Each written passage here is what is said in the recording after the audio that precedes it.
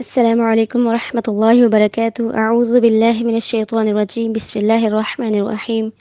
رب اشرح لی صدری ویسر لی امری واحلل عقدۃ من لسانی یفقہوا قولی رب زدنی علما اللہم فقہنا فی الدین آمین۔ سورہ آل عمران آیت نمبر 6۔ هو الذی یصورکم فی الارحام کیف یشاء لا الہ الا هو العزیز الحکیم۔ وہی اللہ جو رحم ماں کے پیٹ میں جس طرح چاہتا ہے تمہاری صورتیں بناتا ہے، اس کے سوا کوئی سچا معبود نہیں، وہی غالب اور حکمت والا ہے۔ اب اس آیت میں بتا دیا اللہ تعالیٰ ہی ہے جو ہر ماں کے پیٹ میں جیسی چاہتا ہے تمہاری صورتیں بناتا ہے، اور اللہ تعالیٰ کا ایک نام المصور بھی ہے کہ شکل و صورت بنانے والا، اور اس نے ہر انسان کو بہت اچھی شکل و صورت میں پیدا کیا، تو اس لیے کسی کی آنکھ، ناک، کان، رنگ کا مذاق اڑانا سخت منع ہے اور اخلاق سے گری ہوئی بات ہے۔ یا پھر میرر کے سامنے کھڑے ہو کر اپنے فیس میں نقص نکالنا کہ میری آنکھیں چھوٹی ہیں، یا ناک ایسا ہوتا، یا رنگت ایسی ہوتی تو میں بہت خوبصورت لگتی۔ تو اللہ تعالیٰ نے انسان کو بہت خوبصورت بنایا، اور اس بات کی گواہی خود قرآن پاک میں بھی دی ہے کہ سورہ 3 میں آتا ہے لَقَدْ خَلَقْنَا الْإِنسَانَ فِي أَحْسَنِ تَقْوِيمٍ۔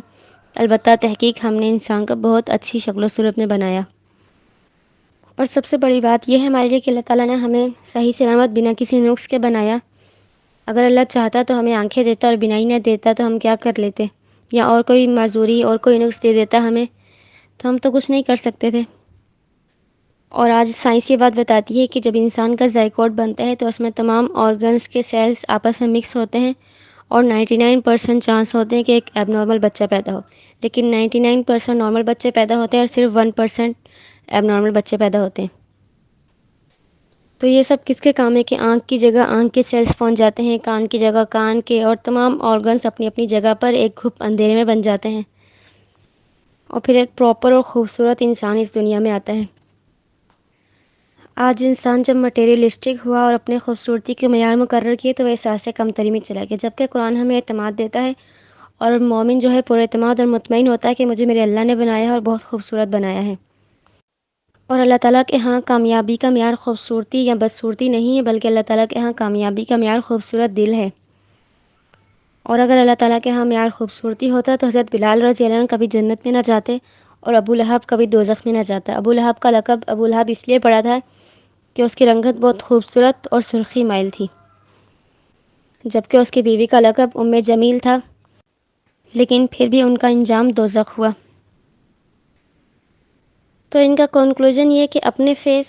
یا کسی اور کی فیس پر کمنٹ پاس کرنا، نقص نکالنا، دراصل اللہ تعالیٰ کی بنائی ہوئی تخلیق میں نقص نکالنا ہے، جو کہ گناہ کے زمرے میں آ جاتا ہے۔ آگے ہے لا الہ الا هو العزیز الحکیم، اس کے سوا کوئی سچا معبود نہیں، وہی غالب اور حکمت والا ہے۔ کہ جس اللہ تعالیٰ نے تمہیں اتنا خوبصورت بنایا اور پھر تمہاری ہدایت کے لیے اتنی خوبصورت کتاب قرآن پاک دی، تو اب تمہارا کیا کام ہے کہ اس کے مطابق زندگی گزارو اور صرف اسی کی عبادت کرو، کیونکہ اس کے علاوہ جتنے بھی معبود ہیں سب باطل ہیں، ایک وہی سچا معبود ہے اور وہی غالب اور حکمت والا ہے۔ اس آیت میں اللہ تعالیٰ کی دو صفات العزیز اور الحکیم بیان ہوئی ہیں، اور قرآن پاک کی آیت کے آخر میں اللہ تعالیٰ کی جو صفات آتی ہیں ان صفات کا اس آیت کے کانٹیکس سے بہت گہرا تعلق ہوتا ہے۔ العزیز کہ وہ غالب ہے، مکمل قدرت رکھتا ہے، جس کو جیسا چاہے بنا دے، کوئی اسے کچھ نہیں کہہ سکتا، اور الحکیم وہ حکمت والا ہے، جس کو جو شکل دی ہے وہ کسی حکمت کی بنا پر دی ہے، کیونکہ اس کا ہر کام حکمت پر مبنی ہے۔ آیت نمبر 7 هو الذی انزل علیک الکتاب منہ آیات محکمات ہن ام الکتاب واخر متشابہات فأما الذین فی قلوبہم زیغ فیتبعون ما تشابہ منہ ابتغاء الفتنة وابتغاء تأویلہ وما يعلم تأویلہ الا اللہ والراسخون في العلم يقولون آمنا به كل من عند ربنا وما يذكر إلا أولو الألباب۔ وہی تو ہے کہ جس نے آپ پر وہ کتاب نازل فرمائی جس میں کچھ آیات محکم ہیں جو کہ اصل کتابیں، اور کچھ متشابہ ہیں، بس جن لوگوں کے دلوں میں ٹیڑھا پن ہے وہ فتنہ انگیزی کی غرض اور ان کی مراد کی جستجو کے لیے متشابہات کے پیچھے پڑے رہتے ہیں، حالانکہ ان کی حقیقی مراد کو اللہ کے سوا کوئی نہیں جانتا۔ اور علم میں پختہ لوگ کہتے ہیں کہ ہم ان متشابہات پر بھی ایمان لاتے ہیں اور تمام آیات ہمارے رب کی طرف سے ہیں، اور نصیحت صرف عقل مند ہی حاصل کرتے ہیں۔ اب اس آیت میں قرآن پاک کی آیات کو دو حصوں میں ڈیوائیڈ کیا ہے، ایک محکم آیات اور دوسری متشابہات۔ محکم آیات کون سی ہیں؟ محکم سے مراد وہ آیات جن کا مفہوم سمجھنے میں کوئی مشکل نہ ہو، ان کا مفہوم بالکل واضح ہو، جیسے اللہ تعالیٰ کی وحدانیت، کائنات کی دلیلیں، شریعت کے احکامات جن میں حکم ہے یہ کام کرو یہ نہ کرو، حلال حرام کی آیات، یہ سب آیات محکمات ہیں، اور یہی قرآن پاک کی اصل ہے، جڑ ہیں، کیونکہ قرآن پاک ہدایت کا رستہ دکھاتا ہے تو یہی اس کا اصل موضوع ہے۔ اور متشابہات آیات سے مراد وہ آیات جن کا مفہوم انسانی سمجھ سے باہر ہو، ان میں حروف مقطعات، اللہ تعالیٰ کے صفات، جنت، دوزخ، عذاب قبر، تقدیر جیسے تمام احکامات شامل ہیں، جن کا تعلق غیب سے اور ان کا مفہوم اور کیفیت کوئی شخص بھی بیان نہیں کر سکتا۔ یعنی غیب کی وہ سب خبریں جن کا ہمیں قرآن پاک کے ذریعے علم دے دیا گیا ہے، لیکن ہمیں ان کا تجربہ نہیں ہوا، جیسے قبر میں، عالم برزخ میں، حشر میں کیا ہوگا، اس کا ہمیں علم ہے، لیکن اس کی حقیقت، نوعیت اور کیفیت کیا ہوگی یہ ہمیں نہیں معلوم۔ تو ان سب پر ہم ویسے ہی ایمان لائیں گے جیسے اللہ تعالیٰ نے بتا دیا، اور یہ بھی ہدایت کا ذریعہ ہیں، کیونکہ اگر ہم جنت کی نعمتیں پڑھیں گے تو اس کی طلب ہوگی، اور جہنم کی ہولناکیاں پڑھیں گے تو اس سے بچنے کی کوشش کریں گے۔ آگے آتا ہے فَأَمَّا الَّذِينَ فِي قُلُوبِهِمْ زَيْغٌ فَيَتَّبِعُونَ مَا تَشَابَهَ مِنْهُ ابْتِغَاءَ الْفِتْنَةِ وَابْتِغَاءَ تَأْوِيلِهِ، بس جن لوگوں کے دلوں میں ٹیڑھا پن ہے اور فتنہ انگیزی کی غرض اور ان کی مراد کی جستجو کے لیے متشابہات کے پیچھے پڑے رہتے ہیں، یعنی جن کے دل میں کجی ہے، ٹیڑھا پن ہے، وہ محکم آیات کو چھوڑ کر ان متشابہات کے پیچھے پڑے رہتے ہیں، اور ان کی نیت اس میں سے کوئی فتنہ اٹھانا، فتنہ برپا کرنا ہوتا ہے کہ لوگوں کو ہدایت سے روک کر ان میں انتشار پھیلایا جائے کسی طرح، کیونکہ محکم آیات کو تو کوئی مس پرنٹ نہیں کر سکتا کیونکہ ان کا مفہوم بالکل واضح ہے، تو یہ متشابہات کا حصہ ان کا پسندیدہ ہوتا ہے، وہ اس کو پکڑتے ہیں، اس پہ تعویلیں دیتے ہیں اور اس کے ذریعے سے پھر لوگوں کو گمراہ کرتے ہیں۔ اور ایک حدیث میں آتا ہے، اس کا مفہوم یہ ہے کہ نبی کریم صلی اللہ علیہ وسلم نے فرمایا، مجھے اپنی امت پر صرف 3 باتوں کا ڈر ہے، مال کی کثرت کا جس سے حسد بغض پیدا ہوگا اور آپس میں جھگڑے شروع ہوں گے، دوسرا یہ کہ اللہ کی کتاب کی تعویلوں کے پیچھے پڑ جائیں گے، حالانکہ اصلی مطلب ان کا اللہ تعالیٰ ہی جانتا ہے۔ اور بخاری کی حدیث ہے کہ آپ صلی اللہ علیہ وسلم نے فرمایا، جب تم ایسے لوگوں کو دیکھو جو متشابہات کے پیچھے پڑ جاتے ہیں تو تم ان سے دور رہو۔ اور اس طرح مسند احمد کی حدیث ہے کہ نبی کریم صلی اللہ علیہ وسلم نے چند لوگوں کو قرآن پاک میں مباحثہ کرتے ہوئے دیکھا تو فرمایا، یاد رکھو تم سے پہلے لوگ اس وجہ سے تباہ ہوئے تھے کہ وہ اللہ کی کتاب کی آیات کو ایک دوسرے کے خلاف بتا کر جھگڑا کیا کرتے تھے، حالانکہ اللہ کی کتاب کی ہر آیت دوسری آیت کی تصدیق کرتی ہے، لہٰذا خبردار آیات میں اختلاف پیدا کر کے انہیں نہ جھٹلاؤ، تمہیں جس آیت کا علم ہو اس میں گفتگو کرو اور جس کا علم نہ ہو اہل علم سے پوچھ لو۔ اور ایسے لوگ متشابہات کے پیچھے پڑتے کیوں ہیں؟ ایک وجہ تو قرآن پاک نے خود بتا دی کہ ان کے دل میں ٹیڑھ پن ہے اور یہ فتنے کی غرض سے اس کے پیچھے پڑتے ہیں کہ لوگوں میں، امت میں فتنہ اٹھائیں، اور دوسرا یہ کہ لوگوں کو مرعوب کرنے کے لیے غرور و تکبر میں آ کر کہ دیکھو اس کا مطلب کسی اور کو نہیں معلوم تھا، میں نے بتا دیا۔ اور متشابہات کے پیچھے پڑنے کے نقصانات کیا ہیں کہ ایک تو انسان ہدایت سے دور ہوتا جاتا ہے، امت میں اختلافات اور فرقہ واریت بڑھتی ہے اور لوگوں میں شک و شبہ پیدا ہوتا ہے۔ آگے ہے وَمَا يَعْلَمُ تَأْوِيلَهُ إِلَّا اللَّهُ، حالانکہ ان کی حقیقی مراد کو اللہ کے سوا کوئی نہیں جانتا، کہ متشابہات میں تمام خبریں غیب کی ہیں اور یہ صرف اللہ تعالیٰ ہی جانتے ہیں، اور ہمارا کیا کام ہے کہ جب بھی ہمارے پاس کوئی ایسی متشابہات آ جائیں تو ہم واللہ اعلم کہیں گے کہ اللہ ہی زیادہ جانتا ہے۔ وَالرَّاسِخُونَ فِي الْعِلْمِ يَقُولُونَ آمَنَّا بِهِ كُلٌّ مِّنْ عِندِ رَبِّنَا، اور علم پختہ لوگ کہتے ہیں کہ ہم ان متشابہات پر بھی ایمان لاتے ہیں اور تمام آیات ہمارے رب کی طرف سے ہیں، کہ اہل علم جو پختہ لوگ ہیں وہ کہتے ہیں کہ محکم اور متشابہات تمام آیات ہمارے اللہ کی طرف سے ہیں اور ہم ان سب پر ایمان لاتے ہیں۔ اور حدیث کا مفہوم ہے کہ آپ صلی اللہ علیہ وسلم سے سوال کیا گیا کہ پختہ علم والے کون ہیں، تو آپ صلی اللہ علیہ وسلم نے فرمایا، جس کی قسم سچی ہو، جس کی زبان راست گو ہو، جس کا دل سلامت ہو، جس کا پیٹ حرام سے بچا ہوا ہو، جس کی شرمگاہ زناکاری سے محفوظ ہو، وہ مضبوط علم والے ہیں۔ اور ان کی اور کیا صفات ہیں کہ وہ عاجز پسند ہیں اور ہر بات پر واللہ عالم کہتے ہیں، اللہ کی رضا کے لیے علم حاصل کرتے ہیں اور علم دیتے ہیں، کسی کو مرعوب نہیں کرنا چاہتے اور نہ ہی کسی کو کمتر سمجھتے ہیں، دین کے ساتھ مخلص ہوتے ہیں اور بے فائدہ بحث نہیں کرتے۔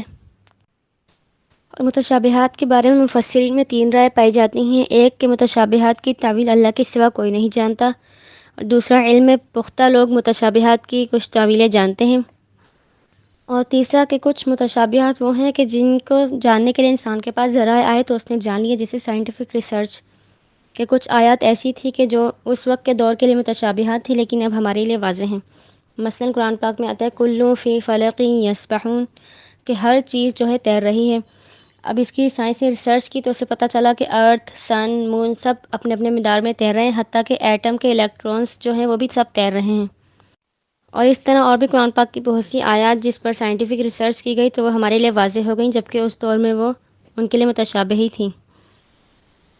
اور کچھ علماء بھی ہیں جو متشابہات کی تعویلیں جانتے ہیں، کہ جیسے آپ صلی اللہ علیہ وسلم نے حضرت ابن عباس رضی اللہ عنہ کے لیے دعا کی تھی کہ اللہ اسے دین کی سمجھ دے اور اس کو تعویل کا علم دے۔ اور حضرت ابن عباس فرمایا کرتے تھے کہ میں ان راسخ علماء میں سے ہوں جو تعویلیں جانتے ہیں۔